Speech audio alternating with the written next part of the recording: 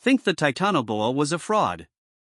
You have seen the documentaries, the reconstructions, the breathless narration about a 50-foot serpent ruling the ancient world.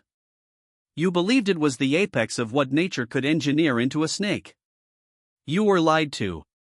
Titanoboa was a piscivore, a glorified fisherman with weak teeth designed for grabbing slippery prey, not for shredding meat. It swallowed fish. That was its great claim to dominance. While you were busy memorizing its name, a far older and far more brutal lineage was being ignored. The Madtsoiidae. A family of serpents that literally processed dinosaurs into bite-sized chunks because their jaws could not do anything else. For 98 million years, these shredders ruled the southern hemisphere. But here is what does not make sense. When the asteroid struck 66 million years ago, it killed everything over 25 kilograms. That was the extinction weight limit. The cutoff for survival. Madtsoiidae weighed 75 kilograms. 3 times the theoretical maximum. A cold-blooded predator with no ability to regulate its own temperature, living through a nuclear winter that blocked the sun for years. How does that happen? Look at the skull. It is primitive. Inflexible. It cannot expand the way a modern python's skull expands. By every evolutionary metric, this should be a catastrophic disadvantage. Modern snakes unhinge their jaws.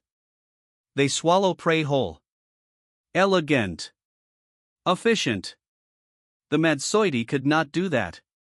So why did they outlast the dinosaurs by 65 million years?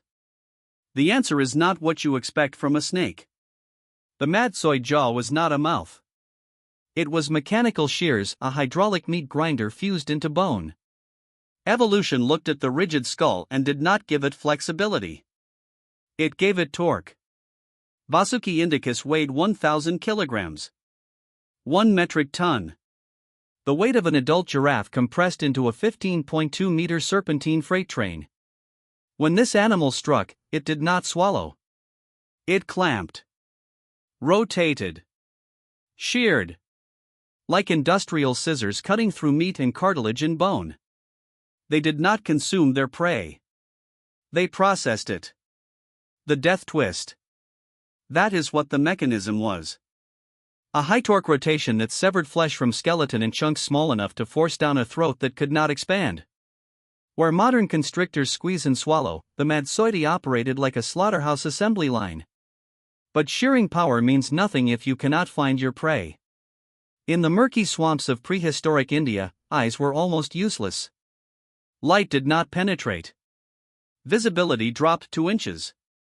So the Madtsoiidae stopped relying on light altogether. They did not see. They saw heat. Every warm-blooded creature was a beacon, a frantic, bright signature against a cold, blue thermal landscape.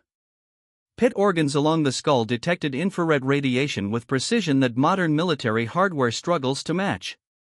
A biological FLIR system calibrated over millions of years. And they heard through the ground. Ultra-low-frequency vibrations traveling through swamp mud. The thump of a titanosaur heart at 50 yards. The footfall of a mammal ancestor at 100. They did not need to see you. They felt you approaching through the substrate itself. Now pause. Consider India. Not the India you know. A floating island. A continental raft drifting north through the ancient Tethys Sea, completely detached from every other landmass on Earth. A sealed laboratory for giants. While the rest of the world diversified and competed and evolved, India incubated something different. Something that did not need to change because nothing could challenge it. This is the X-ray moment. Sanaja Indirae. A Madtsoiidae from the Cretaceous. We have a specimen. And inside the ribcage, visible in fossil cross-section, is the outline of a newly hatched titanosaur. A baby dinosaur. Swallowed in pieces. Sheared apart by jaws that could not open wide enough to take it whole. This was not a snake that ate fish. Remember the question. How does a 75-kilogram cold-blooded predator survive an event that killed everything over 25 kilograms? Here is the answer. They did not need to eat. Not for months. Not for a year. The Madtsoiidae had perfected biological hibernation, a metabolism that could run on standby for 365 days without a single calorie of input. A biological battery on deep sleep mode. When the asteroid hit, when the sun vanished behind debris clouds, when the temperature dropped and the plants died and every large warm-blooded creature starved to death, these things simply waited. And when the world warmed again, they were still there. Still hungry. Still shredding. For 65 million years after the asteroid, while the ancestors of modern snakes evolved flexible jaws and sophisticated hunting strategies, the Madtsoiidae did not change at all. They did not need to. They were already perfect. Perfect for a dying world. The weight of geological time. 98 million years of existence. 490 times longer than Homo sapiens has walked this planet. Dynasties of dinosaurs rose and collapsed. Continents split and collided. Ice ages came and went. And through all of it, the shredders kept crawling. But the world was changing in ways that survival hardware could not address. Cooling. The lush swamps of the Cretaceous were drying into savannas. The warm pools that Madtsoiidae depended on were evaporating into grasslands where warm-blooded prey could see them coming from a distance. They had survived the darkness of nuclear winter. But they could not survive the brightness of the New World open plains where their ambush strategy became useless. Where speed mattered more than patience. And then came a new vibration through the ground. Bipedal. Light. Fast. Intelligent. For 18 years, the largest snake in history sat in a museum drawer. Scientists thought the vertebrae were too large to be serpent bones. They classified them as crocodile remains. It took a complete re-examination to realize the error. This was not a crocodile. This was something far worse. The last Madtsoiidae, Wonambi naracoortensis, survived in Australia until 12,000 years ago. For reference, Homo sapiens had already invented agriculture, art, and religion. We were painting cave walls while the final shredders were still hunting in the outback. And then they were gone. So what killed them? Not the asteroid.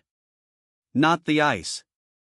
Not volcanic winters or continental drift or the rise of competing predators.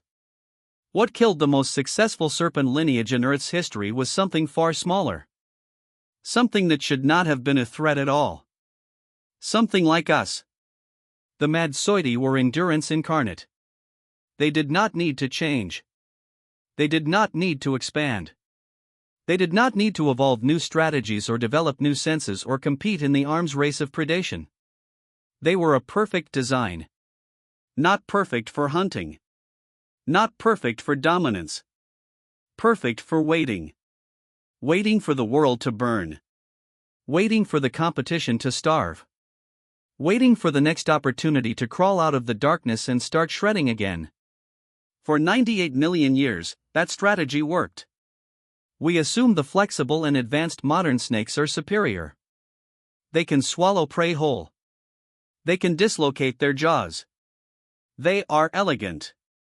But the Madtsoiidae, rigid, primitive, inflexible, outlasted the dinosaurs by 65 million years. Primitive is a human word. Evolution does not care about elegance. It only cares about what survives. Remember that skull? The one that could not unhinge? The weakness that set them apart from every modern serpent? That rigidity was not a flaw. It was armor. It was the engineering that let them shear through any organic material, fresh kills, carrion, bone, anything that could provide calories in a world where food was scarce. The inflexible jaw was the reason they could survive on almost nothing while everything else starved. But here is the irony. The very rigidity that allowed them to survive the apocalypse, the ability to shred anything into nutrients, to wait out mass extinction, to exist without changing for 98 million years, became their coffin when the world required speed. Adaptability. The ability to flee from a predator that hunted with intelligence instead of instinct. They could survive an asteroid. They could survive a nuclear winter. They could survive 65 million years of climate oscillation. They could not survive us. So here is the question that lingers. If a creature can endure an asteroid impact in 10 million years of ice, but cannot endure the arrival of Homo sapiens, what does that say about the nature of our arrival? What are we?